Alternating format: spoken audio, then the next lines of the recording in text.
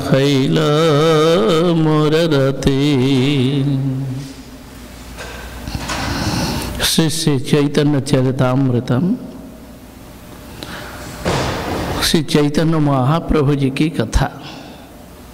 केवल चैतन्य महाप्रभु नहीं, यह है गौर गोविंद की लीला कथा कि गोविंद ही गौर हैं और गौर ही गोविंद हैं। दोनों में कोई अंतर नहीं। कृष्ण ही गौरांग महाप्रभु हुए। बोले क्यों? इसलिए कि उनका कोई उद्देश्य रहा है। चैतन्य चरितामृत में वर्णन होता है, श्री चैतन्य महाप्रभु जी आए इस धराधाम में। वे स्वयं ब्रजविलासी श्री कृष्ण है।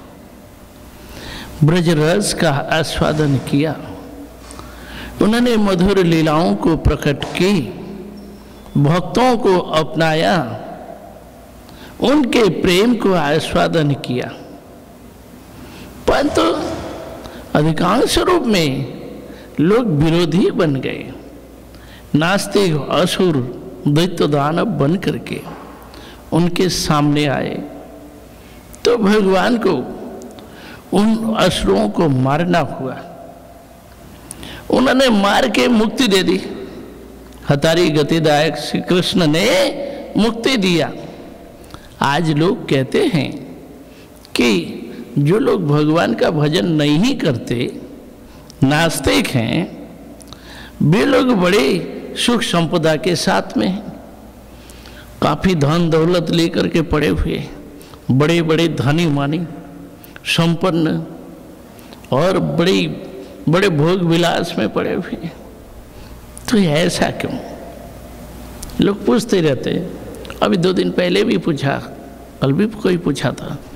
तो इस तरह से लोगों की धारणा में है जो भगवान का भजन नहीं करते वो सुखी है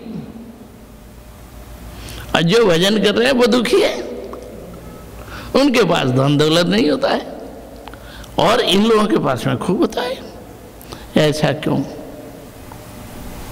बोले यह कलियुग है, भगवान नहीं। भगवान विष्णु ने जितने भी दैत्य दानव, असुर, राक्षस और क्षत्रिय वीरों को विनाश किया, मारा है। उनको मार करके मुक्ति नहीं दी। संसार का भोग वैभव दिया, धन दौलत दिया। बोले इसी को लो, इसको लेकर के पड़े रहो। जैसे इराक ईरान वाले लोग, मक्का मदीना वाले लोग, माने उधर के लोग क्या बोलते हैं कि अल्लाह ने हमें ब्लैक डायमंड दिया, यानी कच्चा तेल दिया, उससे वे धनीवानी हैं।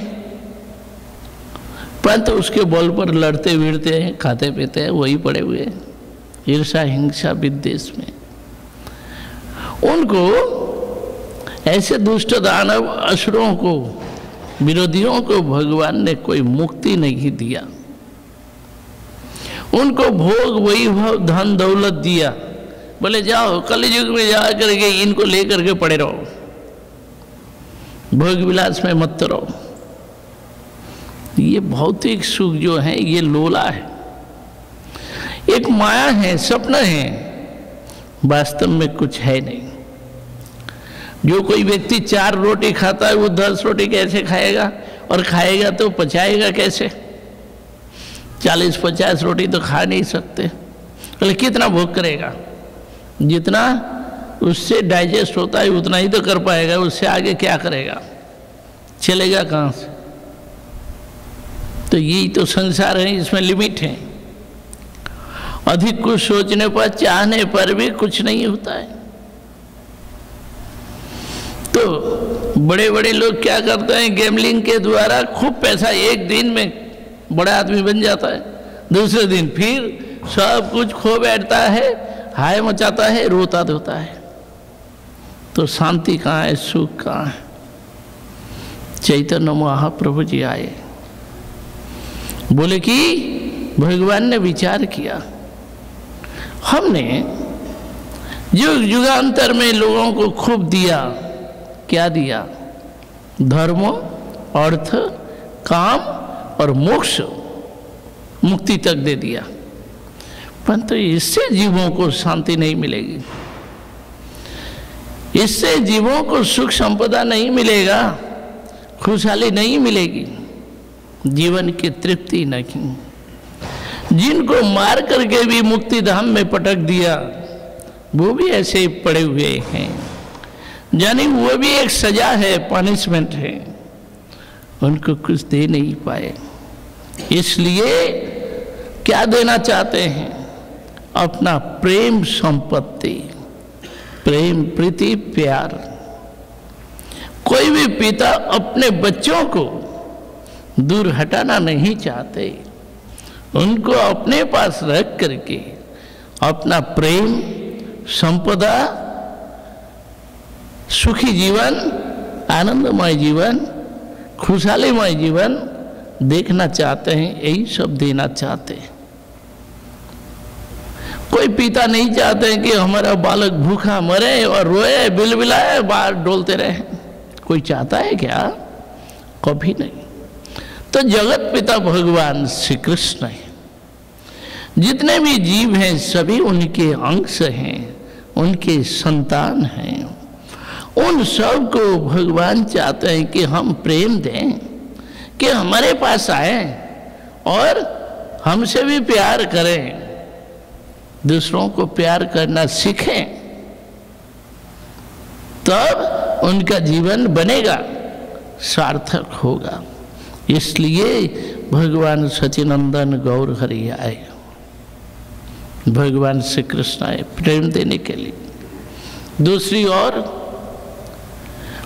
युगों में लोग साधना करते रहे, भगवान की भक्ति करते हैं, भक्ति के द्वारा भोग, मोक्ष, वैषयिक सुख, यही सब मांगा, यही लिया।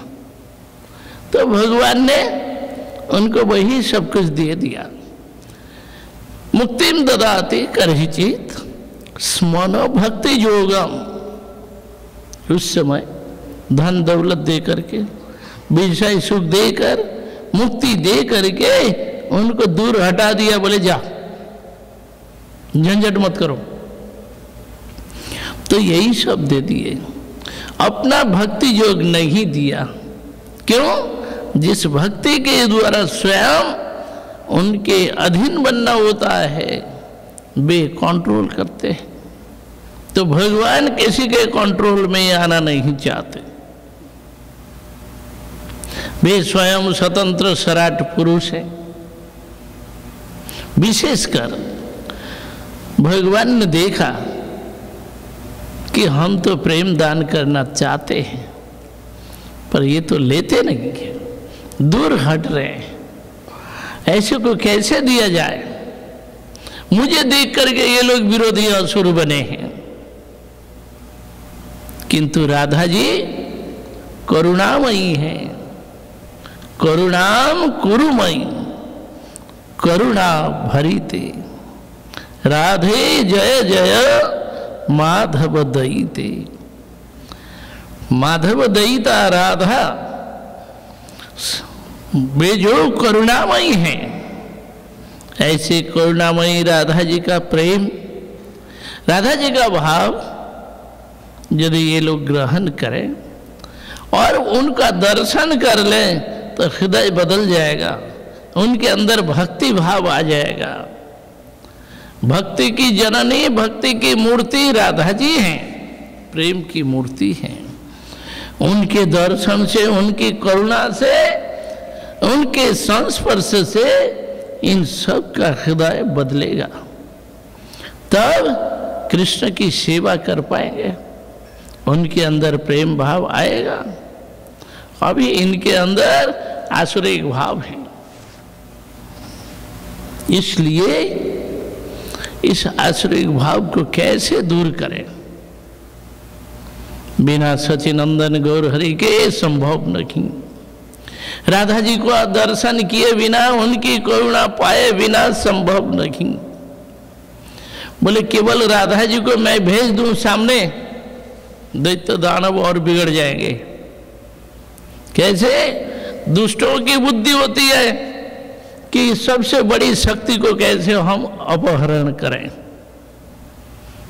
जैसे शिव जी की शक्ति दुर्गा जी को हरण करने के लिए कितने असुर लग पड़े।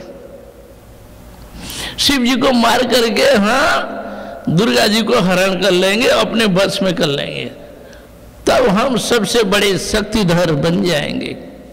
तो ये दुष्ट बुद्धि है। ऐसा करने से भी भक्ति नहीं होगी। तो राधा जी की कृपा करुणा ले करके उनका हृदय बदल जाए। बोले बड़े बड़े साधक, बड़ी बड़ी साधना करने वाले जितने भी है दुनिया में, संसार में, जैसे ब्रह्म कुमारी वाले, आर्य समाज वाले, अक्षरधाम वाले, स्वामीनारायण वाले और अद्वैतवादी वाले, मायावादी आदि, जितने भी और संप्रदाय वाले साधुओं को देखिए, वो क्या चाहते हैं, क्या बोलते हैं, उनका गोल क्या है, उनका डेस्टिनेशन, फाइनल डेस्टिनेशन अक्षरधाम, ब्रह्म ज्योति, कि हम ब्रह्म में लीन हो जाएंगे। अहम ब्रह्मास्मि सोहम, यही सब बोले, अब बोलते हैं। और ब्रह्म ज्योति में लीन होने के लिए वे उस प्रयास में जुटे हुए हैं। कोई भी व्यक्ति भगवान की सेवा करने को तैयार नहीं कि मैं ब्रह्म बन जाऊं, मैं ज्योति में लीन हो जाऊं। तो ये सभी मैं, मेरापन, अभिमान और अपने को उद्धार करने के लिए लगे हुए हैं। कोई प्रभु की सेवा के लिए, भगवान की सेवा के लिए तैयार नहीं। जैसे भगवान जी बैठे हैं यहाँ, मूर्तियों के रूप में विराजमान है, बोले हम अपना मन प्राण हृदय दे करके सेवा करें, यही हमारे जीवन की सार्थकता है। कितने लोगों की रही, कितने लोग ये मानते हैं और सोचते हैं।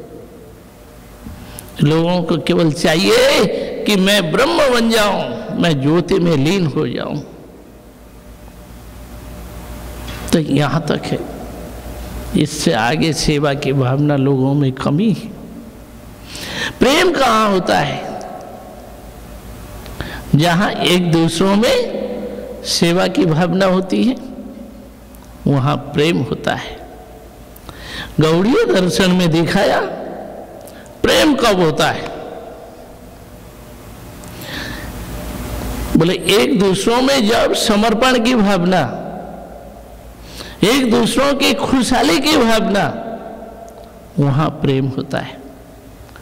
जहां पर एक दूसरों में स्वार्थ आ जाता है, वहां प्रेम टूटता है। जैसे एक यंग बॉय और एक यंग गर्ल, लड़की, भाई एक दूसरों में अच्छा लगा, बड़ा आकर्षण हुआ, एक दूसरों में प्रीति करने की भावना भी आई। बोले लड़का सोचता है मेरे प्रेमिका उस लड़की को मैं क्या दूं जिससे वो खुश हो, प्रसन्न रहे। और एक लड़की भी, वो लड़की भी सोचती है कि मेरे प्रेमिक को मैं क्या दूं जिससे वो खुश रहे, प्रसन्न रहे। एक दूसरों की प्रसन्नता के लिए, खुशहाली के लिए जो कुछ किया जाता है उसको सेवा कही जाती है और उससे प्रेम बनता है। जब निस्वार्थ भाव होता है एक दूसरों के अंदर, और जहां एक के अंदर में स्वार्थ भाव भरा हुआ है, दूसरों के अंदर में भले ही निस्वार्थ भाव आए फिर भी प्रेम नहीं होगा। जहां बीच में स्वार्थ आ जाता है वहां पर खटपट है, वहां पर कलह है, वहीं विवाद है, वहीं अशांति है, प्रेम टूटता है। आज सारे दुनिया में क्या है? प्रेम के बदले में काम है। क्यों? जहां कोई अपना स्वार्थ आ जाता है और स्वार्थ की ओर नजर जाता है, उतने में ही खटपट हो जाना शुरू हो जाता है, विवाद शुरू होता है, प्रेम नहीं बनता है। आज जो माताओं में प्रेम देखे जाते हैं, नई पीढ़ी में वो उतना हो नहीं पा रहा है, वो बिखरता जा रहा है। बोले क्यों? एक दूसरों में स्वार्थ का नजर आ जाता है, तो वहां पर प्रेम टूट जाता है। इसलिए चैतन्य चरितामृत में गौड़ीय दर्शन में ये दिखा रहे हैं, जबकि स्वार्थ को छोड़ करके जितना निष्काम निस्वार्थी होता है, वहां प्रेम बनता है। आप देखिए पुराने जमाने, एक जमाना था पुराने काल में, अभी तक भी जितने पुराने पुराने हैं सभी लोग एक दूसरों से बने हुए हैं। किस लिए? किस कारण? प्रेम से। और नई पीढ़ी में बहुत ज्यादा बिखराव होता जा रहा है सारे दुनिया में, इंडिया में भी बहुत मात्रा में। बोले कोर्ट में कितने मामले हैं? 200 मामले जितना है, उससे कहीं सैकड़ों गुना अधिक मामला तो डाइवोर्स का। बोले क्यों? बनाई नहीं, झगड़ा विवाद कलह अशांति। किस लिए? स्वार्थ के कारण। प्रेम को देख करके नहीं होता है। पहले जमाने में प्रेम था, इसलिए। तो स्वार्थ और प्रेम दोनों एक नहीं है। इसलिए काम अंधतम प्रेम निर्मल भास्कर। जहां अपना स्वार्थमय होता है वहीं पर काम है, और जहां निस्वार्थ भाव होता है वहीं पर प्रेम है। तो भगवान ने मनुष्यों में प्रेम दिया, स्नेह, करुणा, दया, प्रीति, ममता और प्रेम सब कुछ दिया है, परंतु हम उसको दूसरे तरह से ले रहे हैं। भौतिक जगत में सब कुछ उल्टा होता जा रहा है। दया के बदले में हिंसा, करुणा के बदले में कठोरता और ममता के बदले में निष्ठुरता, ये सब आ गया। क्यों? भौतिकता की ओर बढ़ते हुए सारा विपरीत हो जाता है। पॉजिटिव नेगेटिव में चला जाता है, ऑपोजिट में चला गया। तो इसलिए चैतन्य महाप्रभु बोले कि हम दुनिया को प्रेम देने आए, प्रेम देंगे। वो प्रेम जो भौतिक नहीं, ईश्वर प्रेम। भौतिक प्रेम में क्या हो रहा है? आज दूसरे संप्रदाय वाले डीग हाँकते हैं कि भाई मनुष्य मात्रों को, प्राणियों को प्रेम दो। जीव के प्रति जो कोई प्रेम करता है वो ईश्वर की सेवा करता है। प्रेम ही महान है, प्रेम ही आदर्श है, कह देते हैं, परंतु कर नहीं पाते। क्यों? उनके थियोरी में, उनके दर्शन में, आचरण में क्या रहा? सारे प्राणियों की हत्या करके भोजन करते हैं, खाते है ना। जैसे श्री रामकृष्ण मिशन वाले भाई, उनका क्या है? वो तो कह रहे हैं जीव प्रेम करे जई जन, सही जन से भी ईश्वर। बात तो सही है, बात में कोई कमी नहीं है, परंतु आचरण में नहीं है। क्यों?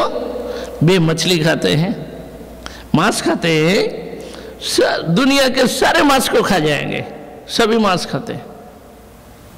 और इधर कह रहे हैं, कहना तभी सत्य होगा, प्रूफ होगा जब स्वयं आचरण करेंगे। एक जगह एक व्यक्ति, लाल कपड़े साधु, मैं प्रवचन देने जा रहा था, तो वहीं पर आ रहा था मंदिर में, देखा कि बड़ा सुंदर कीर्तन कर रहा है, हारमोनियम बजा करके, जय राधा माधव जय कुंज बिहारी, बड़ा सुंदर गया, अच्छा लगा। तो ये फिजी में था, तो बहुत अच्छा रहा। तो बाद में मैंने पूछा आप कहाँ से आए, कहाँ के हैं? तो बोले हम रामकृष्ण मिशन के हैं। अच्छी बात है। कीर्तन प्रवचन हो गया। जाते समय मैंने उनसे एक बात कही, मैंने कहा देखिए आप लोग भी प्रचार कर रहे हैं, बड़ी सुंदर बात है, बड़ी खुशी की बात है। एक बात आपसे हम रखते हैं, थोड़ा सा इधर में वेजिटेरियन बन जाए तो बड़ा सुंदर होगा। तब उनने हाथ जोड़ दिया, बोले इस बात को मत कहिए, हम लोग कर नहीं पाएंगे। मैंने कहा भाई आपने तो लाल कपड़ा ले लिया, साधु हैं, तो वेजिटेरियन बनने में क्या परेशानी है? आप लोग भी तो कह रहे हो ना कि प्रेम प्रेम की बात सिखा रहे हो, तो प्रेम तो सबसे होना चाहिए, तब हिंसा का स्थान क्यों?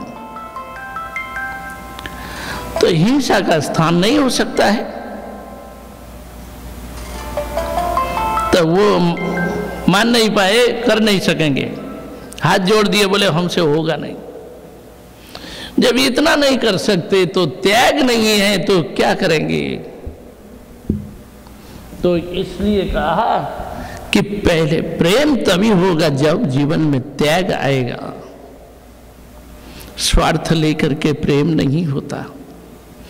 तो भगवान कृष्ण ने सोचा कि मैं जीवों को प्रेम दान करूंगा, परंतु बड़े बड़े साधक साधना किए, ऐश्वर्य शिथिल प्रेमी नाही मोर प्रीत, ऐश्वर्य ज्ञान ते सर्व जगत में श्रेय। बड़े बड़े मंदिरों में बड़ी ठाट बाट से सेवा पूजा होती है, बड़ी विधिवत नियम निष्ठा के साथ स्तव स्तुति इत्यादि पाठ होता है, बड़ी पूजा होती है और बड़ा अच्छा नियम है, सब कुछ, परंतु प्रेम कितना है? प्रेम है या नहीं? तो चैतन्य महाप्रभु जी को राय रामानंद भी कह रहे हैं कि हे प्रभु, बड़े ठाट बाट से पूजा हो रही है, परंतु प्रीति कितनी है, कितना आदर है, कितनी ममता है, वो भी देखने की वस्तु है। केवल सेवा से नहीं, सेवा में ममता होनी चाहिए। बोले कैसे? जैसे बहुत प्रकार का भोजन बनाया गया, भोजन तो काफी मात्रा में बहुत सारा चीज बना दिया, परंतु भोजन करने वाला व्यक्ति कहता है मुझे भूख नहीं है, मैं खाऊंगा नहीं। जिस बेचारे ने इतना सारा बनाया उनको आनंद होगा या नहीं? भाई इतना तो हमने बनाया इनके लिए, इन्होंने खाया ही नहीं तो क्या होगा? खुशहाली नहीं हुई,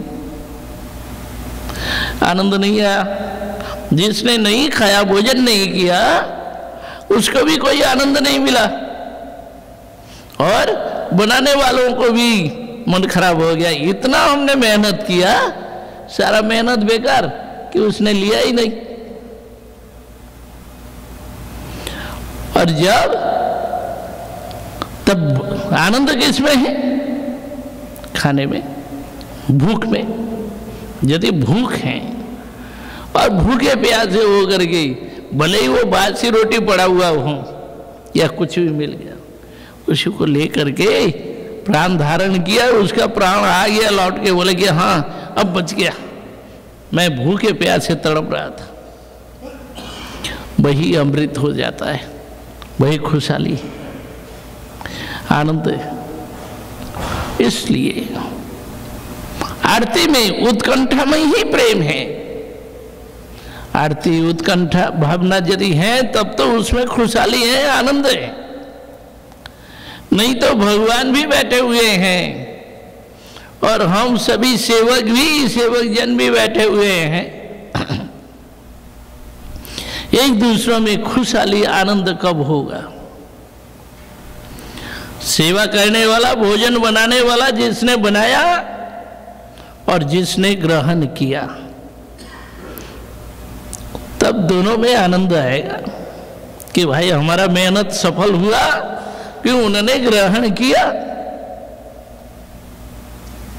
उसके बीच में एक दूसरों की आरती उत्कंठा, और यह नहीं रहा केवल ऊपर से ठाट बाट है तो रूखा सूखा है।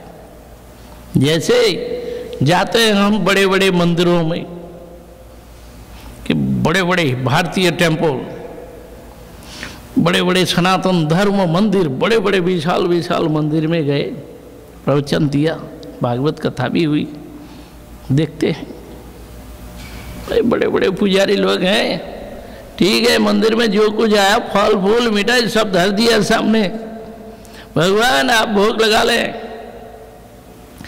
खूब कीर्तन कर दिया, मंत्र भी पढ़ दिया, भगवान आप खा लें। और कोई बतासा इत्यादि या बूंदी या हलवा कोई लाया, वो भी दोना में धर दिया कि भगवान आपका भोग लग जाए। एक जगह एक मंदिर में गए विग्रह प्रतिष्ठा में, तो जानी वहाँ हम पहुँचे तो एक प्रभु जी बोले आज एक मंदिर का उद्घाटन हो रहा है, विग्रह प्रतिष्ठा हो रही है, कोई दिन से ये चल रहा है कार्यक्रम, आज प्राण प्रतिष्ठा है, आप भी चलिए। मैंने कहा अच्छा मैं चलता हूँ, चलिए। तभी आकर के बैग रख करके निकल पड़े और गए मंदिर में, हम बैठे रहे, चलो। तो जो ब्राह्मण पुजारी आया है और जो प्रतिष्ठा का काम कर रहे हैं, तो मूर्तियों को मंदिर में स्थापित करने के पश्चात वे बोले कि देखिए आप सभी लोग एक लाइन से सारे मूर्तियां बैठा दी, बहुत सारे मूर्तियां, कि आप सभी लोग अपना अपना ही इष्ट मंत्र का जप करें। तो यही प्राण प्रतिष्ठा है। मैंने कहा बारे चलो, हम तो जानते हैं, हमें मंत्र का पता है, हम तो कर देंगे, परंतु और लोग जो साधारण लोग जो पकड़े हुए हैं मूर्तियों को उठा के ले गए बैठाया, उनको क्या पता है इष्ट मंत्र क्या है? उनको मंत्र का पता भी नहीं है और बोल रहे हैं कि आप अपना अपना इष्ट मंत्र का जप कर लीजिए। अच्छा भाई चलो कोई बात नहीं, 5-10 मिनट ऐसे ही चला। लोगों किसी को तो पता ही नहीं है कि इष्ट मंत्र है क्या, साधारण लोग सभी। तो ऐसे ही विग्रह प्राण प्रतिष्ठा हुई। तो एक माता जी भोग की थाली लाए, पुजारी जी, पंडित जी भोग लगाना है, कहाँ लगाऊं, कहाँ रखूं? तो पंडित जी ने क्या बताया, अरे कहीं एक जगह धर दो, सब तो एक है, सब समान है, कहीं भी धर दो, हो जाएगा, भोग लग जाएगा। मैंने कहा वाह, अच्छे विचार बोले। तो वहाँ राधा कृष्ण, राम सीता, लक्ष्मी नारायण और गणेश जी, दुर्गा जी, शिव जी, सब लाइन से, जितने भी मूर्तियाँ सारे ऐसे लाइन से बैठाए गए, काफ़ी मूर्ति। तो मैंने कहा वाह ये तो अच्छे विचार है। तो अरे किसी को भी भोग लगा दो, हो जाएगा, ऐसे धर दो थाली, है ना। तो इस तरह का क्या हुआ कि भाई मंदिर बना, बड़ा वैभव लगाया, पैसा लगाया, वैभव बनाया, और करने वाला भी बड़े स्वाभिमान में है, कम नहीं है। भाई आज हमने पैसा लगाया, इतना बड़ा मंदिर बनाया और इतनी मूर्तियों की स्थापना हुई, इतना बड़ा भंडारा, और बनारस से पंडित आए और उनसे ये प्रतिष्ठा, विग्रह प्रतिष्ठा कराई जा रही है, सभी कुछ हुआ। परंतु अंदर में जब टोटल करके देखा, ढूंढते हुए देखा जाता है कि भाई अंदर में तो कुछ है नहीं, खोखला है। फिर एक बार वो पंडित जी मिल गए, तो पहले तो वो ब्रिजबेन की बात थी, मूर्ति स्थापना की, और दूसरे साल जाकर के देखा कि सिडनी में एक शिव जी के मंदिर में। मैंने कहा आप यहाँ, मैंने आपको वहाँ देखा था, अभी आप बोले भाई वहाँ से चलाया, वहाँ पटाई नहीं है, यहाँ चलाया, यहीं पर पूजा करता रहता। बोले अच्छा। मैंने उनसे कुछ बातें की कि आप जानते हैं विग्रह प्रतिष्ठा कैसे होती है? बोले क्या करूं, मेरे पास चले गए, मुझसे बोले कि आपको पूजा करना है, मैं भी बोल दिया हाँ मैं बड़ा पंडित हूं, मैं सब जानता हूं। तो मैंने देखा भाई मुझे तो आता ही नहीं है, तो 2-4 पंडितों से थोड़ा थोड़ा ऐसे कापी में नोट कर लिया, पूछ लिया कैसे कैसे होता है, कैसे विधि विधान, तो इस तरह से आकर के कर दिया। बोले अच्छा।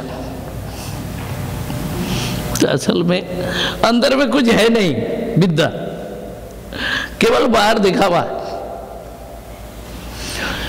जो पूजा करने वाला व्यक्ति ऐसे, उसका भी मन खुशहाली में नहीं है, प्रसन्न नहीं है, तो किसी का मन तृप्त नहीं हुआ, भगवान भी प्रसन्न नहीं हुए। इसलिए ऊपर से खूब मंत्र पाठ हो रहा है, खूब जप हो रहा है, खूब ये हो रहा है, अंदर का खोखला बना हुआ। तो राय रामानंद उसी बात को महाप्रभु जी से कह रहे हैं, प्रभु उससे मेरी तृप्ति नहीं होती, भगवान तृप्त नहीं होते। तो यहाँ पर चैतन्य चरितामृत में वर्णन कर रहे हैं कि ऐश्वर्य शिथिल प्रेमी नहीं मोर प्रीत, जहाँ कोई प्रेम भाव नहीं, उसमें मेरी खुशहाली नहीं, प्रसन्नता नहीं। मैं भक्ति के द्वारा तृप्त होता हूँ, प्रसन्न होता हूँ, हाँ हाँ ठीक है बढ़िया, अच्छा हो रहा है, परंतु मेरी तृप्ति नहीं होती है। मैं तृप्त किसमें होता हूँ? मोर सखा मोर पुत्र मोर प्राणपति, यही भावे जई मोरे करे शुद्ध भक्ति। भगवान ने गीता में कहा, जो जैसे मेरा भजन करता है मैं भी उसका वैसे भजन करता हूँ, जो जिस रूप में मुझे चाहते हैं वैसे ही मैं भी उनको उस रूप में चाहता हूँ, और उसी से तृप्त होता हूँ, प्रसन्न होता हूँ। कोई एक पत्ता, एक फूल, एक फल, कुछ भी मुझे दे देता है, मैं उससे तृप्त हो जाता हूँ। मैं अपने को भेज देता हूँ भक्तों के सामने, ये गीता में भी कहा है। परंतु जिसके हृदय में ममता है, कैसी ममता? कृष्ण मेरे पुत्र हैं, मेरी सखा हैं, मेरे प्राण प्रियतम हैं, इस भाव से सेवा करते हैं तो भगवान वहाँ विराजमान हो जाते हैं। जैसे इस साक्षी गोपाल जी को ले गए, गोपाल जी को एक ब्राह्मण 3 दिन तक बिना खाए पिए बैठे हुए धरना लगा दिए, अनशन जारी कर दिया कि हे प्रभु तुम्हें चलना पड़ेगा, मेरी शादी में जिस ब्राह्मण ने वचन दिया अपनी बेटी की शादी कराएंगे, आज वो मुकर गए और तुम्हारे सामने बात हुई थी, इसलिए तुम्हें चलना पड़ेगा, साक्ष्य देना पड़ेगा, गवाही देना पड़ेगा, नहीं तो पंचायत वाले मान नहीं रहे, इसलिए तुम्हें चलना पड़ेगा। 3 दिन से बैठे हुए भूखे प्यासे गोपाल जी बोले, अरे ब्राह्मण ऐसे भूखे प्यासे बैठे बैठे यहाँ मरोगे क्या? चलो व्रत तोड़ो, तुम वहां पहुंच जाओ, पंचायत बुला लो, मैं आकाशवाणी में बोल दूंगा, गवाही दे दूंगा। तो ब्राह्मण माने नहीं, बोले नहीं आपको चलना पड़ेगा, चल करके आप साक्षात में रह करके वहां साक्ष्य देंगे। बोले चलना पड़ेगा? अरे मूर्ति कहाँ चलती है क्या? बहुत बड़ी मूर्ति है, छोटी मूर्ति तो है नहीं, मूर्ति क्या चलती है? तो ब्राह्मण ने कहा मूर्ति क्या बोलती है? यदि बोल सकती है तब चल भी सकते हैं, तो आप जब बोल रहे हैं तब आप चलेंगे, क्यों नहीं चलेंगे? चलिए। तो भगवान बोले अच्छा जाओ स्नान करके व्रत तोड़ो और फिर कुछ भोजन बना करके लाओ। मेरे पास, भोग लगाओ। लगा के तुम भी खा पी करके चलो, यहाँ से यात्रा शुरू करो, हम चलेंगे तुम्हारे साथ। परंतु चलने में एक नियम है, तुम आगे आगे चलते जाओगे, मेरे पैजेब की नूपुर की ध्वनि मिलेगी, वही सुनते रहो। फिर लौट करके देखने का प्रयास मत करना, और जहां मुझे देखने का प्रयास करोगे तो वहीं पर मैं रह जाऊंगा, आगे नहीं बढ़ूंगा। इसलिए देखना नहीं पीछे,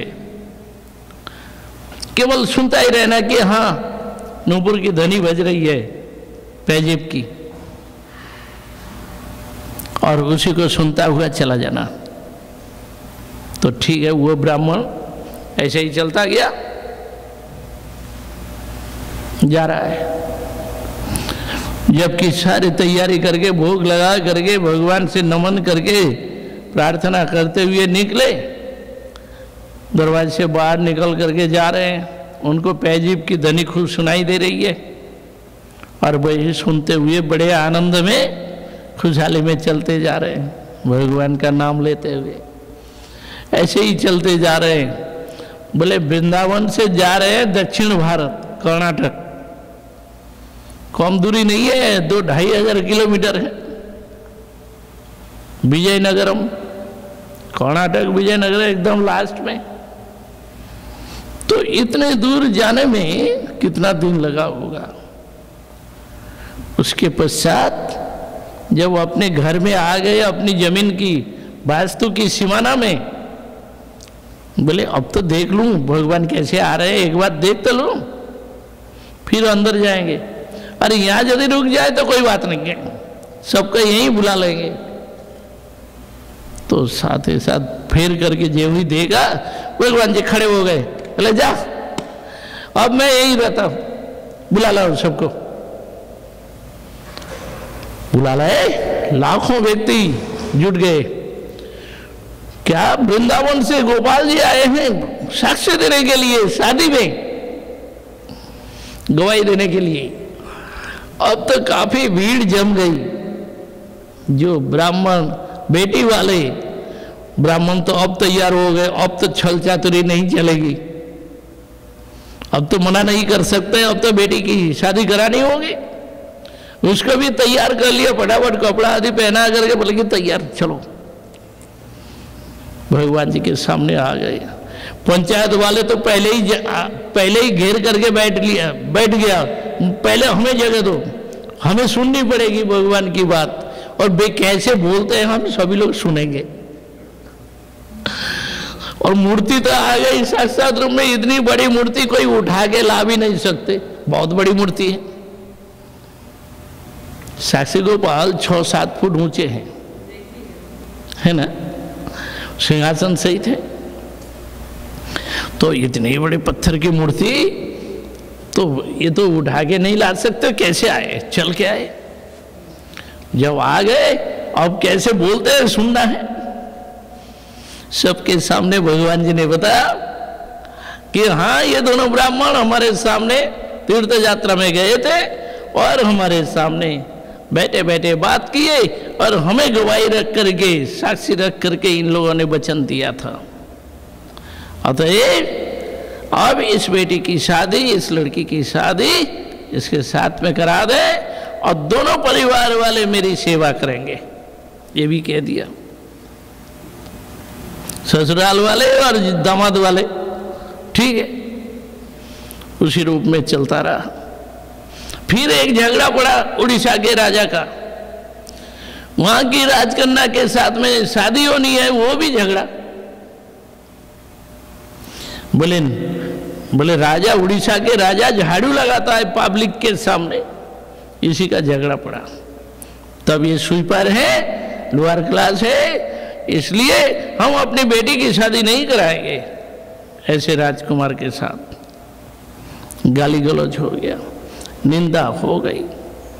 तो राजा ने कहा कि अच्छा हम इसका बदला लेंगे, जगन्नाथ जी से पूजा प्रार्थना करके जगन्नाथ जी से कह करके चले, अब शादी में जाना पड़ेगा।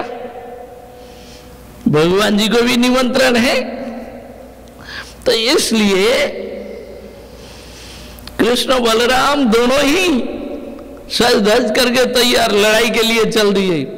बोले लड़ाई करके राजकुमारी को लाया जाएगा। तो अब एक राजकुमार के साथ में राजकुमारी की शादी होगी, उस शादी में झगड़े में दे नहीं रहे हैं राजकुमारी को। अब भगवान भी चल पड़े, चलो इस लड़ाई में लड़ाई करेंगे और फिर राजकुमारी को छीन के लाया जाएगा। तो ये भी बड़े मजेदार हुआ। कृष्ण बलराम दोनों पहुंच गए, उन्होंने पहचान दे दिया चिल्का के पास में, चिल्का झील के पास, कि हम जा रहे हैं लड़ाई में, चिंता मत करो। घमासान लड़ाई हुई और उस लड़ाई में वहां के कर्नाटक के राजा को परास्त करके बंदी बना लिया और इधर राजकुमारी को उठा करके ले आए, रथ में बैठा लिया। फिर वहीं से कोहिनूर हीरा जो ब्रिटिश रानी एलिजाबेथ के पास जो कोहिनूर डायमंड है, और गोल्डन सिंहासन था, मयूर सिंहासन, नादिर शाह ले गए अरब कंट्री में, आज भी है। और वहां से मूर्तियां जो लाए थे साक्षी गोपाल जी को, एक बहुत बड़े गणेश मूर्ति को लाए, राधाकांत विग्रह जो गंभीरा में है, तो ऐसी ऐसी मूर्तियों को लाए, बहुत सारे चीज ले आए और राजा को सुना करके आए, आपकी बेटी को हम ले जा रहे हैं, आपने बताया हमें स्वीपर झाड़ूदार, ठीक है, हमारे राज के किसी झाड़ूदार के साथ में इसकी शादी कराएंगे। ऐसे धमकी दे करके सुना करके चले आए। फिर राजा के साथ में ही विवाह हुआ। यहाँ के मंत्रियों ने, राजमाताओं ने, सबने निर्णय कर लिया। जब राजा स्वयं झाड़ू लगाने लग गए, उसी समय उनका माला बदल करवाया। तो ये चतुराई हुई और उससे ही राजा प्रताप रुद्र हुए। उसका जो बालक हुआ राजकुमार, वही राजा प्रताप रुद्र, जो महाप्रभु जी के इतने कृपा पात्र बने। अब क्या है, तो ये सभी इतिहास साक्षी हैं। तो भगवान खाते हैं, पीते हैं, हंसते हैं, बोलते हैं, चलते हैं, लड़ाई में जाते हैं, शादी में भी जाते हैं, तो बड़ा मजेदार। तो सब जगह कुछ न कुछ। जयपुर की राजकुमारी मान सिंह की बेटी, तो शादी होनी है सवाई माधोपुर में। उन्होंने कह दिया मुझे मदन मोहन को देना होगा, तब मैं शादी करूंगी, तब जाऊंगे, नहीं तो नहीं जाऊंगी। राजा ने कहा अच्छा, मदन मोहन से तुम्हारा इतना प्रेम है, लगाव है, तुम्हें पहचान करना पड़ेगा। आंखों में पट्टी बांध दी, बांध करके उनको छोड़ दिया, मूर्तियों को इधर उधर करके सब सजा दिया। लाइन से वो एक एक मूर्ति को स्पर्श करती हुई जा रही थी। बोले पहचान करो। उसने भी अंतर हृदय से प्रार्थना की कि प्रभु यदि आप मुझे पहचान नहीं देंगे तो मैं जीवन भर के लिए हाथ धो बैठूंगी, कि आपको खो बैठूंगी, इसलिए आप मुझे थोड़ा सा पहचान तो करा दो। मेरे आंखों में पट्टी बंधी हुई है, मैं कुछ नहीं कर सकती। तो ये एक मूर्ति को छू करके जा रही थी। जैसे मदन मोहन को स्पर्श किया तो मदन मोहन ने उसका हाथ पकड़ लिया। जब भगवान ने स्वयं उसका हाथ पकड़ लिया, अब क्या रहता है। तो ऐसे ही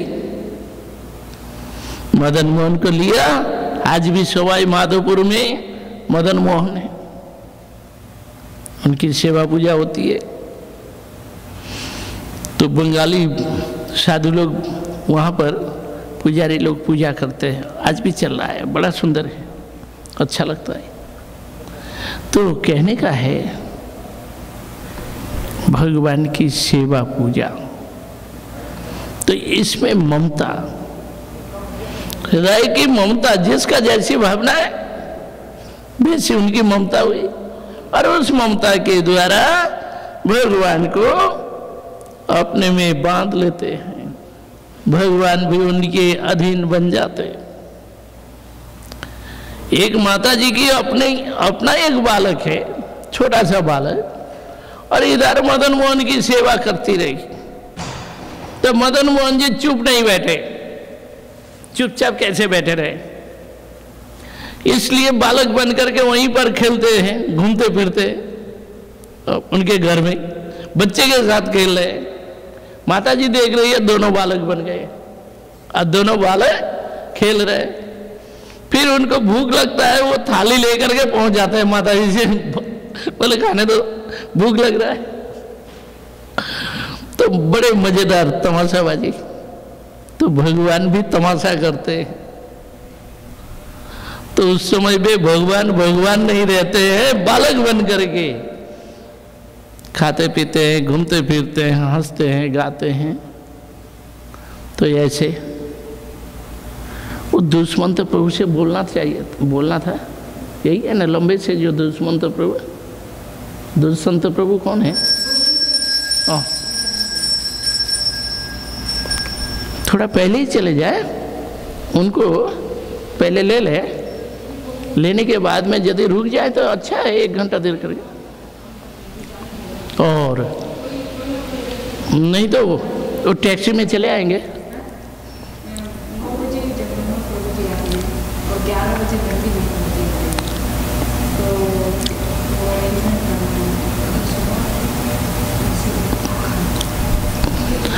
तो बैठिए, अच्छा बोल दीजिए। तो क्या है, भगवान में अनन्य ममता। जब ये ममता होती है तब पुत्र भावना, सखा की भावना, प्रियतम की भावना, ये भावना लेकर के जब सेवा होती है तो भगवान उससे तृप्त होते हैं, प्रसन्न होते हैं। इसलिए चैतन्य चरितामृत में कविराज गोस्वामी पाद बोल रहे हैं कि भगवान की ये इच्छा कि मुझे इस रूप में सेवा करें, ऐसे नहीं कि करना होता है कर लिया। सेवा हो तो कैसे? ममता के साथ। वो ममता कैसे? भावना से।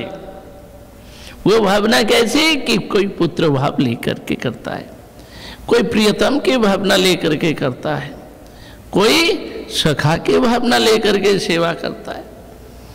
तो उसमें क्या होता है? ममता होती है। तो भगवान में ममता के साथ उनकी सेवा पूजा करते हैं तो उसमें भगवान प्रसन्न होते हैं, उनके अधीन बनते हैं। उस भावना के अनुरूप जो जैसे चाहेंगे वैसे आएंगे, वे सामने आते हैं। कवि जयदेव गोस्वामी और पद्मावती, तो पद्मावती राधा माधव की सेवा करती थी, तो माधव के प्रति उनका प्रियतम भाव रहा है, राधा जी के अनुगत होकर के करती रही। इसलिए एक दिन कृष्ण स्वयं ही उनको दर्शन देना चाहा, साक्षात रूप में आए कवि जयदेव के वेश में, उस श्लोक को लिखा, उनको सुनाया और बड़े आनंद में खुशहाली में बताया। फिर उनके हाथ से भोजन किया, बातचीत करके खुशहाली में वहां से चले। और इधर में जयदेव जी आए स्नान करके, जब वो अदृश्य हो गए कि इतने में आ गए, तो पद्मावती बोली अभी तो आप यहां पर थे, अभी तो आप निकले, कैसे आ गए? बोले क्यों, मैं सुबह गया था, अभी आ रहा। बोले नहीं, आप तो बीच में आए, आपने श्लोक लिखा, मुझे सुनाया, कितनी हंसी की बातें की, फिर आपने भोजन मांगा तो हमने दिया, आपने खाया। बोले नहीं, मैं इतना सारा कुछ भी नहीं किया, जैसे गया और वैसे आ रहा, बीच में तो आया ही नहीं।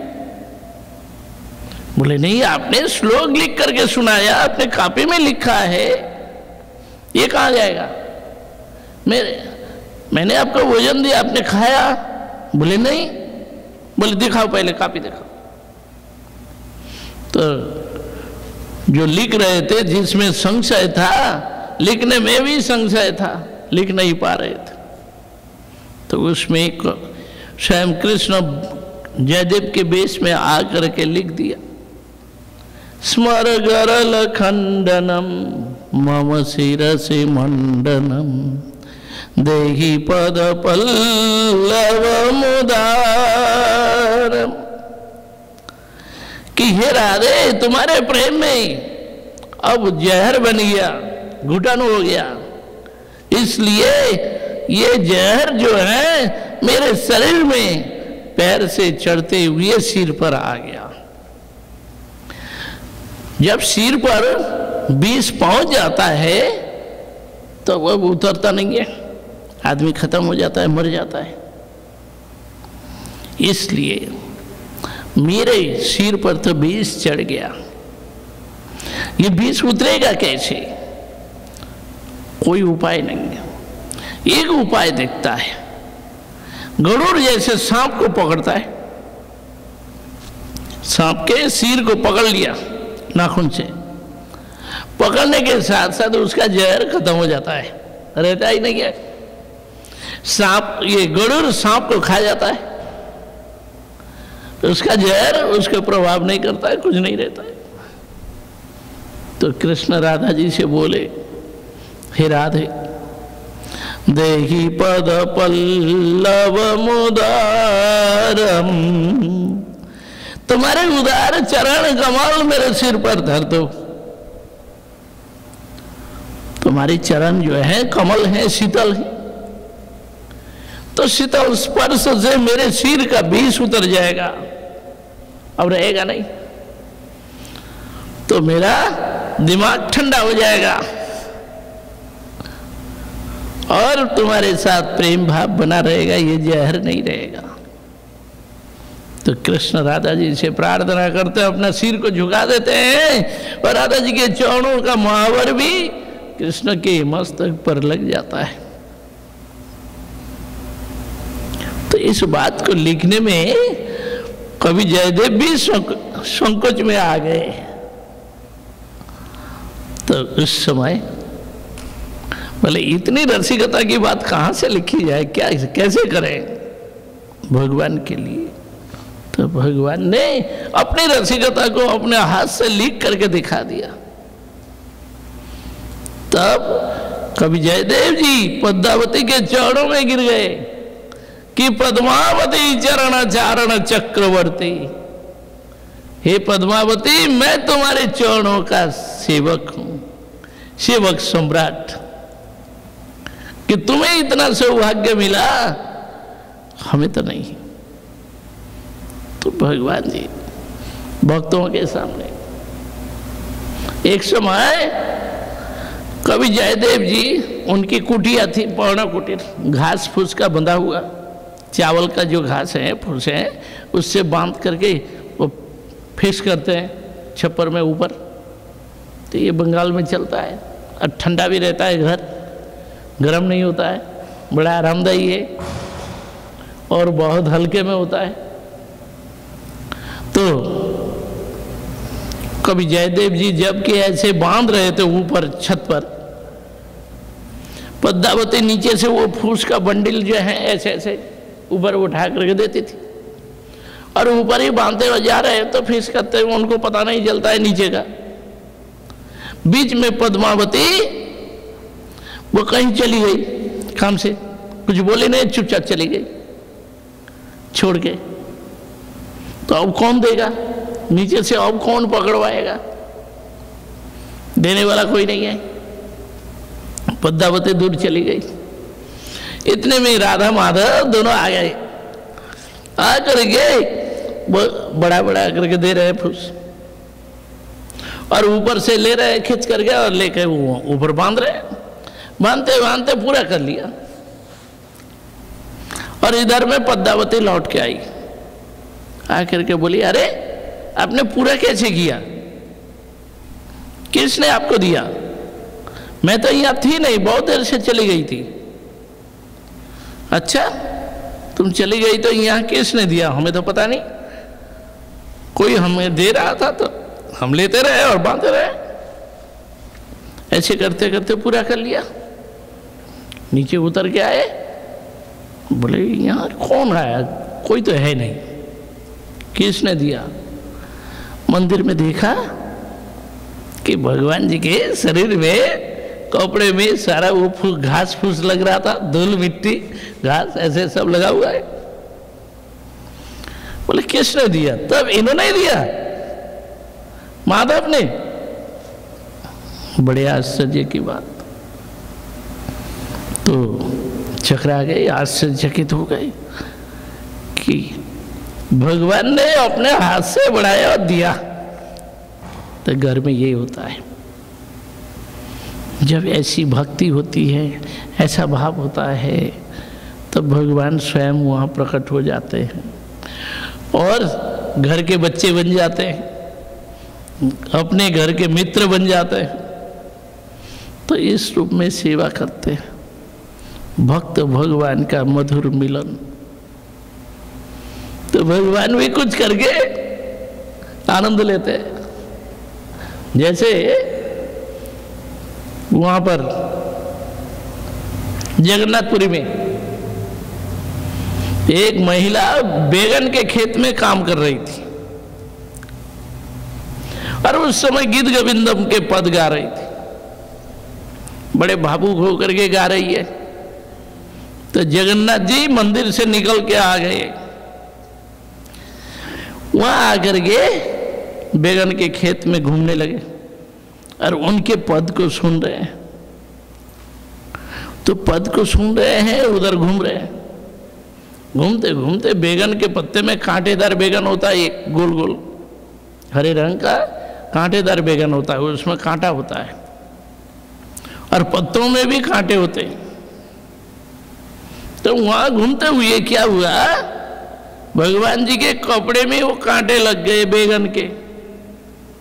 बैगन पत्ते के कांटे लगे तो कपड़े में, पत्ते भी कुछ पुराने पुराने पत्ते कांटेदार या सूखे पत्ते, वो सब कपड़े में लग गए, चिपक गए, छोड़े ही नहीं। और ऐसे ही जगन्नाथ जी मंदिर में विराजमान है। तो पुजारियों ने देखा कि भाई बैगन के पत्ते, कांटेदार बैगन के पत्ते, ये सब कहाँ से लगे हुए हैं इतने कपड़े में, धूल मिट्टी कांटेदार पत्ते सब। देख करके पुजारियों को बड़ा आश्चर्य हुआ। साथ ही साथ पंडितों को बोले कि ढूंढो कौन से बैगन के खेत में कौन काम कर रहा है, क्या कर रहा है, क्या हो रहा है, कैसे ये पत्ते आए यहाँ पर। वे लोग चारों ओर ढूंढे, चल दिए, जितने बगीचे खेत बगीचे चारों ओर भागा दौड़ी मची। सभी लोग ढूंढते गए, ढूंढ रहे हैं। देखा कि एक बैगन के खेत में एक बुढ़िया वो गीत गोविंदम के पद तब भी गा रही थी। तो वहां जगन्नाथ जी आए और बैगन के वो कांटेदार पत्ते इत्यादि लगे। तो ये सारी बात का पता लग गया कि गीत गोविंदम के पद सुनने के लिए जगन्नाथ जी स्वयं यहां आ गए थे। तब से उड़ीसा में मना हुआ पूरी धाम में, ए भाई आप लोग बाहर में कोई गीत गोविंदम के पद मत गाओ, तो नहीं तो जगन्नाथ जी तो बाहर निकल जाएंगे ऐसे। तब वहां पर मंदिर में ही इस पद गान के लिए व्यवस्था बनी कि ये गीत गोविंदम के पदों को गाया जाएगा। बड़ा ये मधुर है। गुरुजी जब कभी गुरुजी के पास में श्री बामन गोसाई महाराज जी के पास में जाया करता है, जब कभी जाऊं जाते ही इस श्लोक को बोलेंगे, यदि हरि स्मरणे सरसम मनः स्मर कला विलास कुतूहलम मधुर कोमल कांत पदावलिम शृणु तदा जय देव सरस्वतीम शृणु तदा जय देव सरस्वतीम यदि भगवान श्री हरि का स्मरण करके मन को रसमय आनंदमय बनाना है, रस में भरपूर करना है, तो क्या करें? और राधा कृष्ण की जो केली कथाएं हैं, लीला विलास हैं, उन कथाओं में यदि कौतूहल है, जानने की इच्छा है कि राधा कृष्ण की लीलाएं कैसी हैं, उनकी कथाएं कैसी हैं, इन सब विषयों को यदि जानना है और सुनना है, मधुर कोमल कांत पदावलिम, कवि जयदेव सरस्वती के, जयदेव जी के बनाए हुए ये जो मधुर पद हैं, अतिशय कोमल कांत कमनीय, बड़ा ही मधुर सरस काव्य रसमय ये जो श्लोक हैं, कथाएं हैं, इनका अवश्य अध्ययन करें, इनको पढ़ें। श्रृणु तदा जय देव सरस्वती, और इन कथाओं को सुने। सुनने से बड़ा ही सुंदर भावपूर्ण है, क्योंकि राधा जी के मादनाक का अभाव की स्थिति का वर्णन है, ये कोई साधारण बात नहीं है। और ऊपर से पढ़ने वालों को तो दिखाई देगा कि श्रृंगार रस, भरपूर श्रृंगार रस, काव्य अलंकार साहित्य और भरपूर श्रृंगार रस, साधारण लोग समझ नहीं सकेंगे। और जिनको भावों की पता है तो वो समझेंगे कितना भाव है, राधा जी के भावों की चमत्कारिता दिखाइए। तो इसलिए इसका अध्ययन करें, इन कथाओं को सुने, उसमें प्रवेश करें। जगन्नाथपुरी में एक समय एक भक्त वैष्णवदास भजन करते करते सारा जीवन बीत गया, अब बड़े बूढ़े हैं, निरीह रूप में अकेले रहते हैं, भजन करते हैं। एक दिन जगन्नाथ जी ने उसको पकड़ा, वैष्णवदास चलो आज मेरे साथ। बोले कहाँ? बोले अरे चलो ना, कटहल चोरी करेंगे। कटहल पका हुआ है, तो राय रामानंद जी जहाँ रहते हैं वो जगन्नाथ वल्लभ उद्यान कहलाता है। तो सैकड़ों एकड़ जमीन में वो बगीचा है, फल फूलों के पेड़ हैं, वहाँ कटहल के काफी पेड़ हैं। और गर्मी में इस समय कटहल पके हुए हैं, और कटहल का बड़ा सुगंध आ रहा है, पका हुआ कटहल का। तो उसमें जगन्नाथ जी बोले भाई चलो आज कटहल चोरी करेंगे, कटहल खाना है। तो अब उनको पकड़ के ले गए। हो गया है बस, अभी बोलते समाप्त करेंगे। तो उनको पकड़ के ले जाना है, तो जगन्नाथ जी उनको पकड़ के ले गए, बड़े बूढ़े को जबरदस्ती छोड़े ही नहीं, उसको ले गए। और ये बेचारे क्या करते हैं, अब जगन्नाथ जी ने पकड़ लिया, ये तो नवयुवक हैं। बोले कि देखिए, उनको ले जा करके बोले कि देखो तुम ऊपर में चढ़ जाओ, पेड़ पर चढ़ करके एक एक कटहल तोड़ करके गिराना, हम पकड़ लेंगे ऐसे। तो और फिर कटहल तोड़ रहे, और ये भी ऐसे ही पकड़ते जा रहे, ऊपर से गिरा रहे हैं ना, पकड़ते हैं। पकड़ करके फिर क्या करते हैं, दीवार के बाहर उधर में जाकर के गिराते हैं कि बाहर रास्ते की तरफ, तो वहां रख के आते हैं। तो ऐसे करते करते काफी सारे कटहल तोड़ लिए। तोड़ते तोड़ते क्या हो रहा है, ये कटहल ऐसे पकड़ नहीं पाए और धड़ाम से गिर गया। जैसे जमीन में गिरा तो आवाज हुई। पहरेदार जो है रात को भी पहरा दे रहे हैं, तो उसको पता लग गया। बोले अरे कौन है, कटहल चोर चोर चोर चोरी कर रहा है, कटहल चोरी कर रहा है। क्योंकि कटहल पका हुआ कटहल है ना उस समय, और काफी मात्रा में। इतने में जगन्नाथ जी तो कूद के भाग गए, दीवार कूद के वहां से भाग गए, चले गए।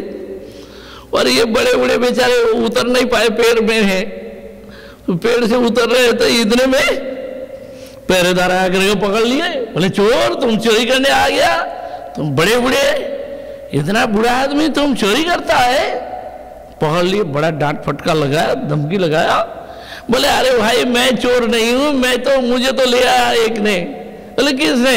बोले वो जगन्नाथ ने लाया, जगन्नाथ जी ने मुझको जबरदस्ती पकड़ करके लाया और यहाँ पेड़ पर चढ़ा दिया। बोले कि हम कटहल खाएंगे, चलो कटहल चोरी करेंगे, तो इसलिए ले आए। बोले तुम झूठ बोल रहे, जगन्नाथ जी थोड़े ही चोरी करने आए। बोले भाई देखो सारे कटहल लेकर के वो तो दीवार के उस पर गिराते रहे हैं, वो भाग गए। बोले कहाँ है, चलो देखें। गए, दीवार के ऊपर कांटा तार लगा हुआ है, फैंसी किया हुआ है ना, तार लगा हुआ है, तो उसके बीच में से निकल के गए हैं जगन्नाथ जी। तो उनका कपड़ा तो रह गया, दुपट्टा कांटे में लग गया, फंस गया, वो रह गया और वो चले गए। तो बोले भाई चलो देखो। जा करके देखा, सचमुच बहुत सारे कटहल तोड़े थे, वो सब गिरा हुआ है उधर में, और उसमें वो कांटे में कपड़ा लगा हुआ है। बोले भाई देखो ये जगन्नाथ जी का कपड़ा है, वो जगन्नाथ जी स्वयं आए थे चोरी करने के लिए। दूसरे दिन बड़ा शोर शराबा हुआ, बड़ा हल्ला हुआ। बोले भाई जगन्नाथ जी स्वयं कटहल खाने के लिए यहाँ पर कटहल चोरी करने आए। अरे ये बड़े मजेदार बात। तो आज भी बड़ा प्रसिद्ध है पूरी धाम में कि भगवान जी कब क्या करते हैं कोई पता ही नहीं। तो ऐसे ही वैष्णव दास की खूब कथा कीर्तन होता है, कीर्तन में भी लोग गाते हैं तो सुनाते हैं जगन्नाथ जी की महिमा में। तो इस प्रकार भगवान और भक्त उनका अच्छा संबंध होता है, बड़ा ही मधुर संबंध।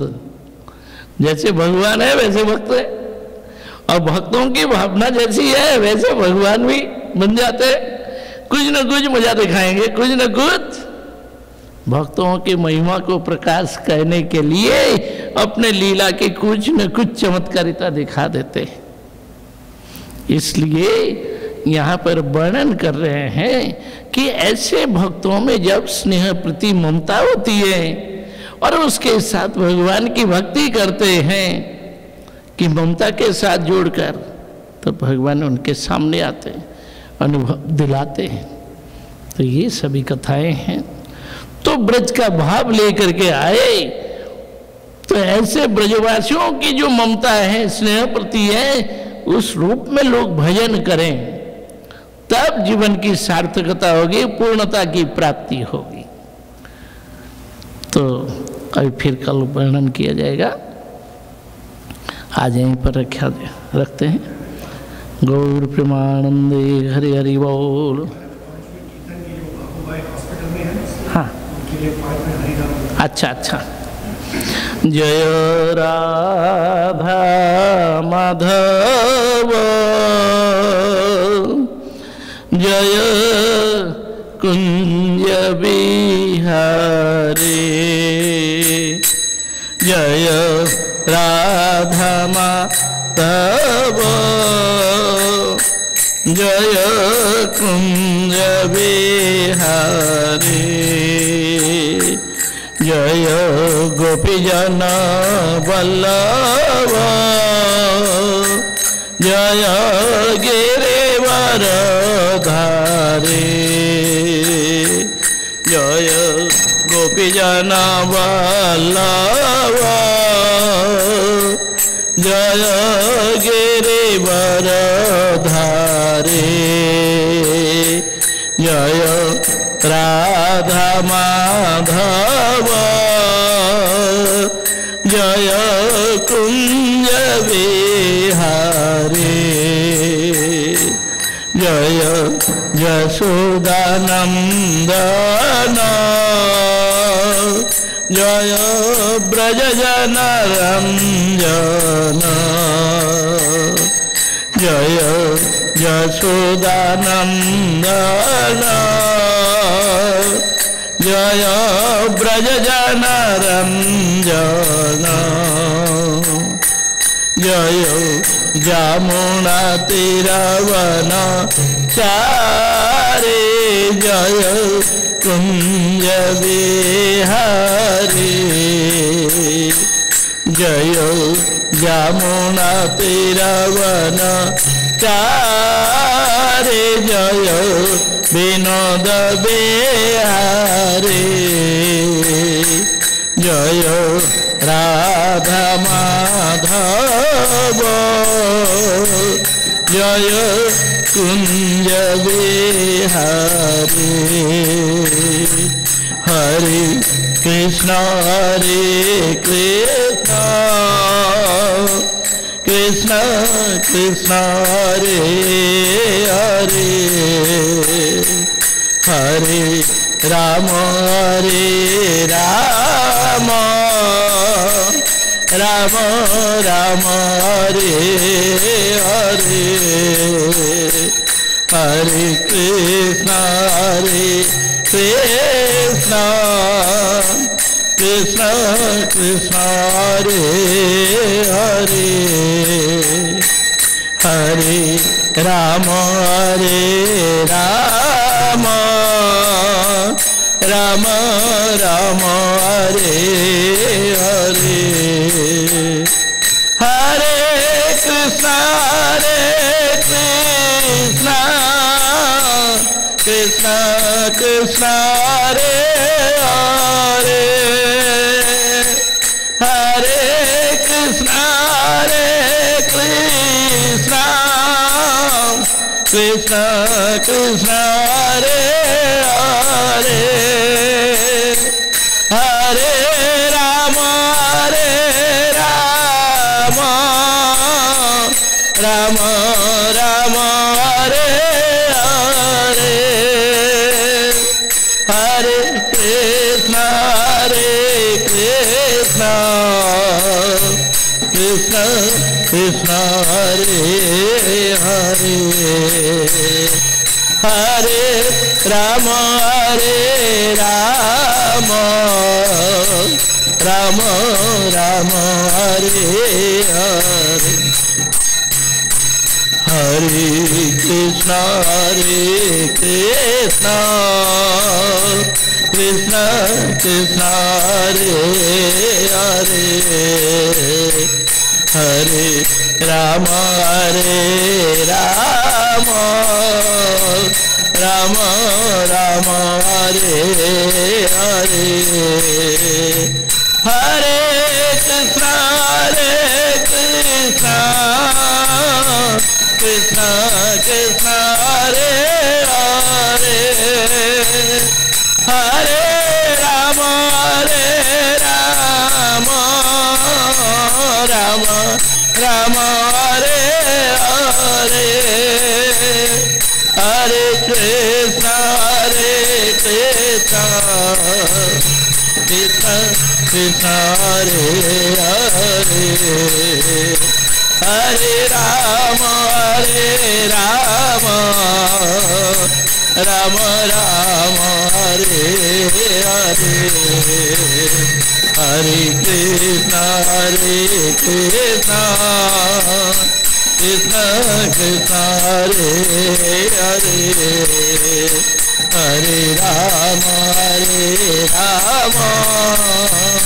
राम राम हरे हरे, हरे कृष्ण कृष्ण कृष्ण हरे हरे, हरे राम राम राम हरे हरे, हरे कृष्ण कृष्ण कृष्ण हरे हरे, हरे राम राम राम हरे हरे, हरे कृष्ण कृष्ण कृष्ण हरे हरे, हरे राम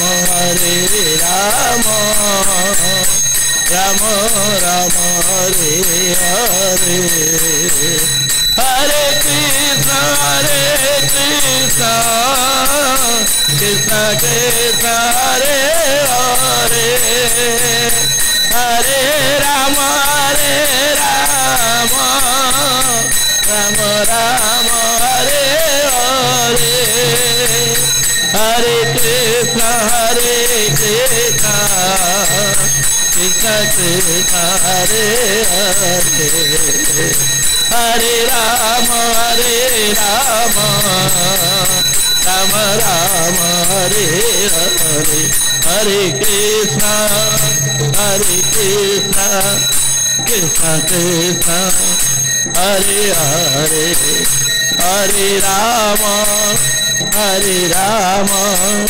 राम राम हरे हरे हरि बोल हरि बोल हरि बोल हरि निताय गौर हरे बोल हरि बोल हरि बोल हरि बोल निताय गौर हरि बोल हरि बोल हरि बोल हरि बोल।